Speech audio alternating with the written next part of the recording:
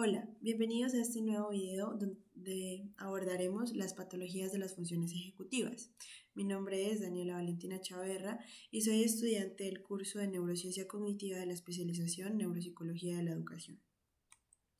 Inicialmente verificaremos y miraremos qué son las funciones ejecutivas. Las funciones ejecutivas hacen parte de las funciones supramodales que organizan la conducta humana permitiendo la resolución de problemas complejos.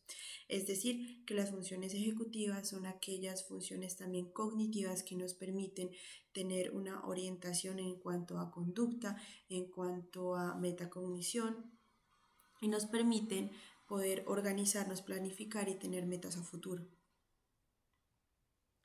¿Qué es importante mencionar? Es importante mencionar que las funciones ejecutivas se relacionan con algunos procesos cognitivos, como la memoria, la atención, el lenguaje, entre otros.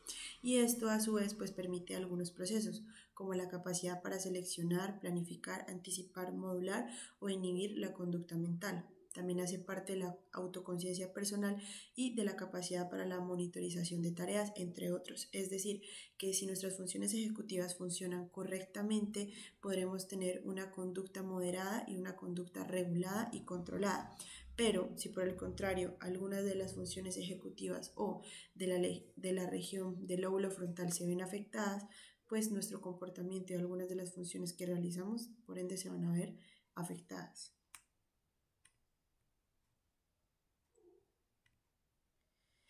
Es importante traer a colación la definición que hace Portellano acerca de las funciones ejecutivas.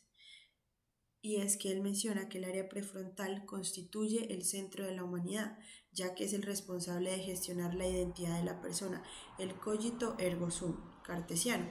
Gracias a las funciones ejecutivas que alberga la zona prefrontal, podemos transformar nuestros pensamientos en decisiones, planes y acciones.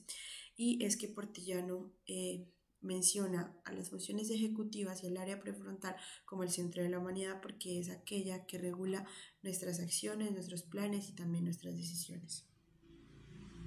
Ahora bien, nos vamos a centrar un poco en algunas patologías que se presentan a raíz de situaciones que hemos tenido de fallas, de accidentes o de procesos que hemos pasado en la corteza prefrontal y en los lóbulos frontales. Inicialmente está el síndrome disejecutivo, y es que el síndrome disejecutivo se caracteriza porque las lesiones del área prefrontal producen un patrón de síntomas denominado genéricamente síndrome disejecutivo. Este, a su vez, se caracteriza por la pérdida de capacidad para planificar, anticipar, monitorizar o inhibir la actividad mental, que es una de las características o de las funciones de las cuales se encargan las funciones ejecutivas. También se caracteriza por una dificultad para realizar tareas de modo concentrado, con déficit atencional y distractibilidad acusada frente a los estímulos externos irrelevantes. A su vez, también se presenta incapacidad para establecer categorías o abstraer ideas, también pérdida de flexibilidad cognitiva, tendencia a la perseveración y rigidez del comportamiento, alteraciones en la personalidad, el humor y las emociones con incremento de la impulsividad y desinhibición del comportamiento. Y si hacemos un análisis, pues todas estas conductas y todas estas acciones son aquellas que se regulan cotidianamente. Pero cuando se presenta un síndrome disejecutivo, pues la persona o el ser humano no va a poder planificar sus conductas y no va a poder establecer hasta qué punto estas son correctas o incorrectas.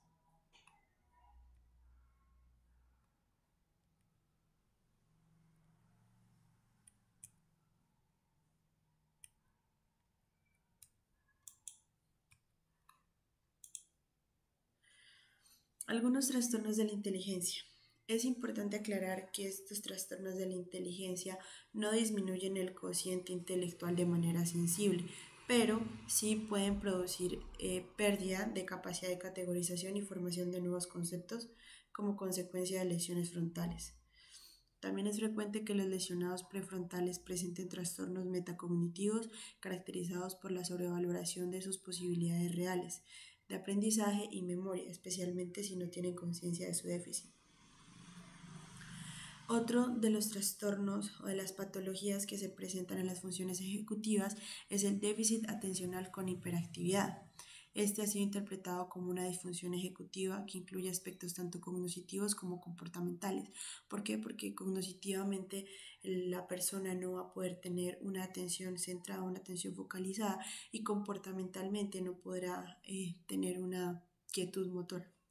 Se propone también que los adolescentes con problemas de conducta, tales como agresividad, robo, incapacidad de seguir las normas sociales, presentan un déficit en las funciones ejecutivas y en la capacidad de inhibición, el cual es producto de disfunciones frontales. Entonces, como vemos aquí, todas aquellas conductas que estén relacionadas con la agresividad y la irritabilidad serán producto de lesiones frontales o en los lóbulos frontales. El daño focal frontal también se asocia con incapacidad de controlar la agresión y es frecuente que los pacientes con lesiones prefrontales respondan con violencia a la frustración. Es decir, no se pueden autorregular, no tienen una buena capacidad de sí y es muy complicado el autocontrol. Ahora está el síndrome orbitofrontal.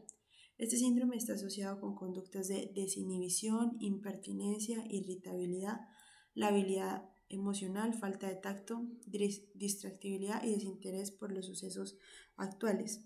Es decir, el paciente es incapaz de responder a convenciones sociales y este se ve más guiado para actuar por estímulos inmediatos. Es decir, la persona no tiene la capacidad de controlar, planificar o hacer un retroceso hacia sus acciones, sino que reacciona mediante estímulos inmediatos sin capacidad de procesar los mismos.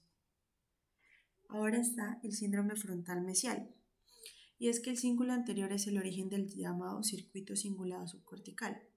¿Qué pasa? El daño en este circuito causa apatía o bulia. Pues la bulia, como sabemos, es una forma grave de apatía.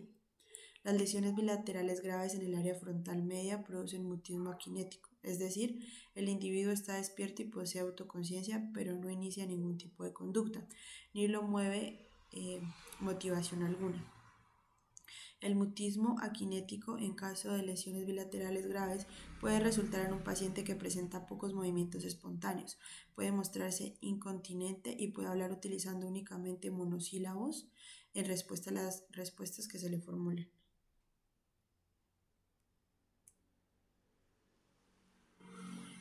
El síndrome dorsolateral. El circuito dorsolateral es fundamental en las funciones ejecutivas. En este síndrome se presentan incapacidad de organizar una respuesta comportamental ante la presencia de estímulos nuevos o complejos. Varios estudiosos como Luria destacan la presencia de perseveración, conductas dependientes del estímulo y ecolalia. Es importante aclarar que el síndrome prefrontal no es homogéneo, sino que pueden existir diversas variantes de acuerdo con las características. En cuanto a localización, extensión, etiología específicas del daño, es decir, que el síndrome dorsolateral no se puede definir a sí mismo con características específicas y este puede variar de acuerdo a la localización, el lugar donde se haya tenido el daño o la afectación cerebral, también de la forma como se haya dado específicamente el daño. Es importante aclarar que en cuanto a las patologías, no todos los procesos ejecutivos se encuentran mediados por la corteza frontal, aunque los trastornos ejecutivos por patología frontal son mucho más graves. Las lesiones en prácticamente todas las áreas del cerebro pueden asociarse con defectos ejecutivos, porque como sabemos el cerebro no funciona aisladamente como se creía en el localizacionismo, sino que el cerebro es un todo funcional que se relaciona interconectadamente.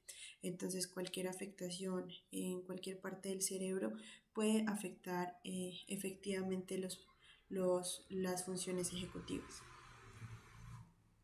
A continuación se muestran las referencias de donde se resumió la información para llevar a cabo este video. Muchas gracias.